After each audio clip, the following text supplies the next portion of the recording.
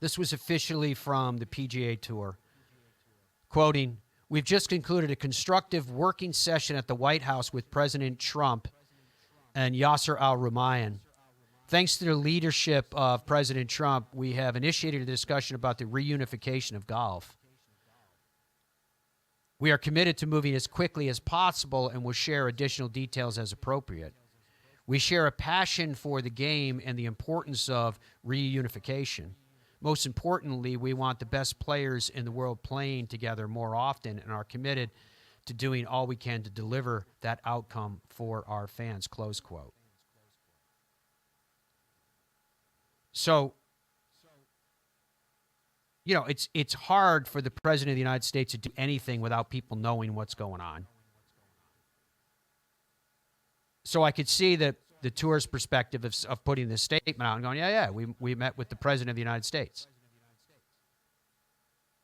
to try to get something done, which raises the first question in terms of the negotiation, which is really interesting because they say we have initiated a discussion about the reunification of golf. My impression was that discussion would have been initiated a long time ago, but I assume they're speaking in context of the president being involved in the discussion now, which I think it was pretty impressive to me that the new chief executive would put time aside, which apparently he's done now at least twice, to discuss this matter with everything else that surely a chief executive is dealing with. So then it always comes down to, as I talk about often from my own journalistic instinct perspective, of the why. What's the why? Are PIF and the PGA Tour at a crossroads that they can't seem to find a common ground? What role could the President of the United States play in that? Would it have something to do with far more impactful geopolitical issues? Perhaps concessions, perhaps other means of other areas that have been a sticking point, perhaps between Saudi Arabia and the United States? I don't know.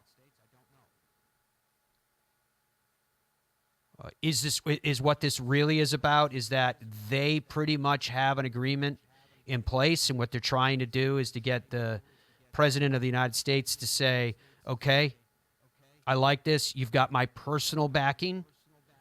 And with that personal backing, it will have an impact on the Department of Justice, because the Department of Justice was engaged because of questions that were asked by senators, et cetera, as to whether the merging of these two entities would represent a collusion, would represent a monopoly. And if you could get the President of the United States to say, no, this is good for the game, et cetera, et cetera. So the statement, to me, acknowledges a meeting. They met. The statement wants to feed the hungry by saying, last sentence, most importantly, we want the best players in the world playing together more often and are committed to doing all we can to deliver that outcome for our fans. That's the last sentence in the statement.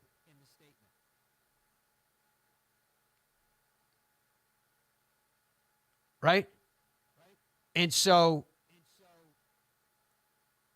I think it's interesting that they put the statement out, but just like the first time they put a statement out, there's a lot of gray in this thing. There's a lot that we really do not know.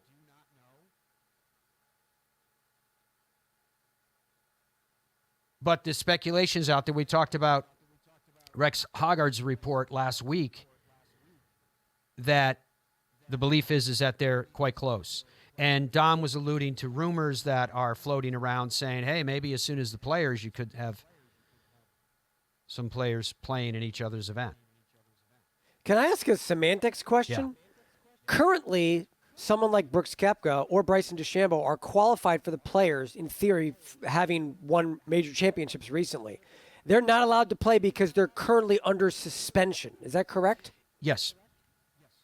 Yeah. So if they were to allow them, for an example, to play, there'd have to be a statement released saying we've just decided to lift their suspension. Do you think that a concern or a possible reasoning for not going down that route is because if they decide to lift a suspension for that specific purpose without a deal in place, that sets a really complicated precedent for other players who have left? Is that the reasoning behind the possibility of not doing something like that? I think what you're alluding to is correct, that the reason they haven't done it yet is because it can be used as a negotiating tactic, yeah. But again, I'm stepping outside of that and going, you can't just take up a position and say to the world that this is the strongest field in golf when you don't have some of the strongest players in the world, whether you like it or not. I'm putting aside all of the other issues that everyone's going to deal with when they pound their fists on the table and say they left the PGA Tour, blah, blah, blah. Or they're playing for a league that's owned by Saudi Arabia, and Saudi Arabia has done this and Saudi Arabia has done that, when we don't take our own selves to task for our own relationships with Saudi Arabia, which are deep and necessary if you speak to the people who are dealing with national security issues. Right? That's one of the things with this whole issue that I've always scratched my head about.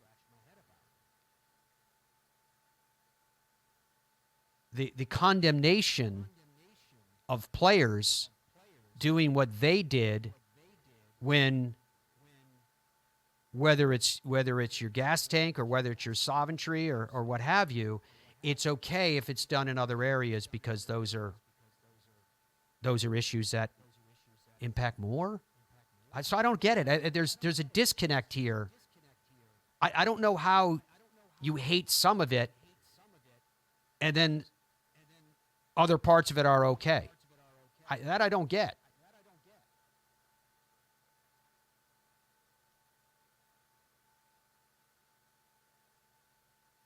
So it's like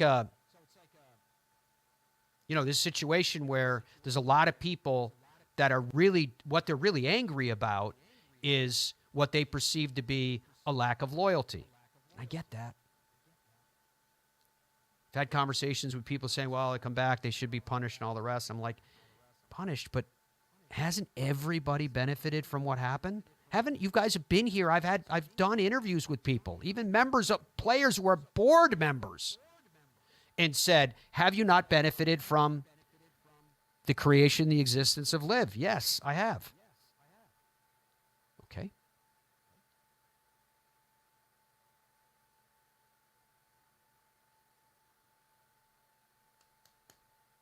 Really interesting questions. And so all I'm saying is that when you read and hear that statement,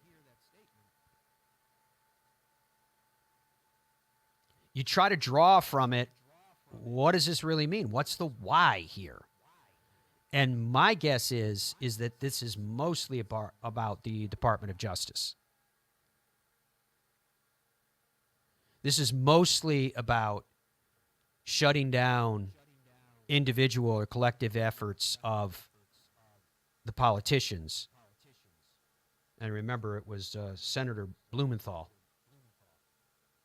from Connecticut that spoke to the PGA Tour as, I believe the phrase he used was, a cherished American institution.